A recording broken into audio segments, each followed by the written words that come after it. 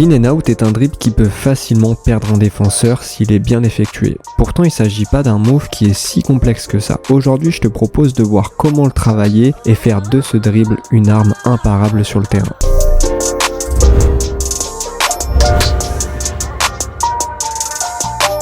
Salut, c'est Mathis, je suis très content de te retrouver pour cette vidéo. Aujourd'hui, je vais te donner 4 exercices à faire le plus régulièrement possible pour améliorer drastiquement ton in and out. Juste avant de continuer, je rappelle que comme d'habitude, il y a le concours du mois pour tenter de gagner un de nos programmes de basket afin de booster ton jeu, ton physique ou ton mental. Pour participer au concours, c'est très simple, il suffit de liker cette vidéo et de répondre à la question qui est cachée dans la vidéo. Je te souhaite bonne chance et on commence tout de suite. Le premier exercice qui va énormément nous aider pour avoir un bon in and out, c'est le V-dribble, puisqu'il s'agit en fait quasiment d'un in and out, mais en posant un dribble entre le in, donc le fait de ramener la balle vers l'intérieur, et le out, qui va être le fait de ramener la balle vers l'extérieur. Travailler d'abord ce dribble, ça va nous permettre d'avoir un bon mouvement pour la suite. Maintenant, attention, c'est un dribble simple, mais à ne surtout pas bâcler. Pour bien l'effectuer, on va commencer avec la balle sur le côté de la hanche, puis on va le ramener au niveau du centre du corps, comme pour former un V avec le dribble. Le premier niveau, c'est d'être capable de ramener la balle à ce niveau-là,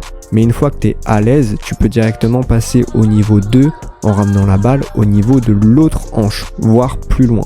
On va faire 30 répétitions avec niveau 1, niveau 2 des deux côtés et on va pouvoir passer à l'exercice d'après. Alors le deuxième exercice qui va beaucoup nous aider dans le contrôle de la balle lors du in and out, c'est ce qu'on appelle le push dribble. Ici, on va faire l'exact opposé du V-dribble. On va faire rebondir la balle non pas au milieu du corps, mais à droite et à gauche. Tu peux poser une bouteille pour clarifier les deux zones où tu dois faire rebondir la balle et tu peux même toucher la bouteille avec ton bras off lorsque tu ramènes la balle pour travailler ta protection de balle. Mais c'est pas le plus important, ce qui va nous aider avec cet exercice, c'est d'entraîner la dextérité pour pousser la balle qu'on va retrouver lors de la première étape de l'in and out. Le fait de ramener la balle en pocket dribble, ça va aussi nous aider. Pareil que pour l'exercice précédent, si tu es à l'aise avec les distances, oblige-toi à sortir de ta zone de confort et à te challenger en prenant des grandes amplitudes. Même si ça semble pas réaliste par rapport au move fait sur le terrain, ça va travailler ta dextérité. Le meilleur moyen de savoir si tu sors de ta zone de confort,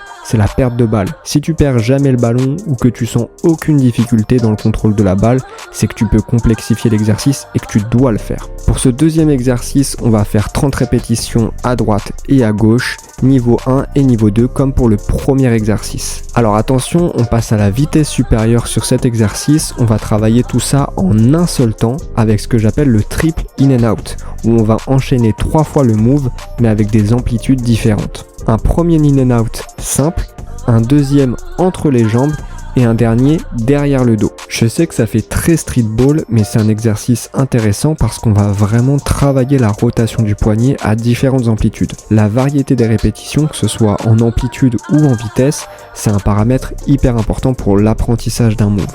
Ici, on va essayer de bouger le corps le moins possible parce que plus le corps bouge pour faire passer la balle, moins on va travailler le contrôle du ballon avec le poignet. Pour le troisième exercice, on va faire 10 répétitions à droite et 10 répétitions à gauche. La question cachée de cette vidéo, c'est tout simplement quelle vidéo sur le dribble t'aimerais que je fasse prochainement sur la chaîne et surtout pourquoi. Ok, maintenant on peut ajouter du mouvement avec le dernier exercice. Cette fois-ci, on va combiner l'in and out avec un pas en avant. Parce qu'on a beau avoir une feinte très bonne, l'in and out, ce sera surtout efficace si tu engages tout ton corps. C'est exactement le même principe que pour le crossover ou pour toute autre feinte de dribble. Pour ça, on va prendre une ligne du terrain et le but, ça va être de passer son pied d'un côté de la ligne et de le ramener de l'autre côté à chaque in and out. Petite particularité, il faut passer l'épaule en même temps que le pied. Si on passe simplement le pied, il n'y aura pas un engagement du corps et nous ce qu'on cherche c'est justement à avoir une feinte qui est crédible. Donc il faut bien engager son épaule et son pied à chaque fois qu'on fait l'in and out. Et comme d'habitude, on n'hésite pas à agrandir les distances si c'est trop simple en s'éloignant de la ligne et évidemment on va faire les deux côtés. J'espère que cette vidéo t'aura plu, sache que l'in and out c'est un move que j'apprécie beaucoup et que chacun de ces 4 exercices m'ont énormément aidé pour le travailler. Après, pour répondre plus en détail aux commentaires, tu peux ajouter des combos de dribble après l'in and out, voire carrément combiner les exercices qu'il y a dans cette vidéo avec d'autres dribbles. Mais sache que de manière générale, tous les dribbles peuvent et doivent être capables de s'enchaîner pour avoir avoir la meilleure réactivité et prise de décision possible. Ceci étant dit, n'oublie pas de répondre à la question cachée dans la vidéo et à liker. Travaille bien tout ça et on se dit à plus pour une prochaine vidéo.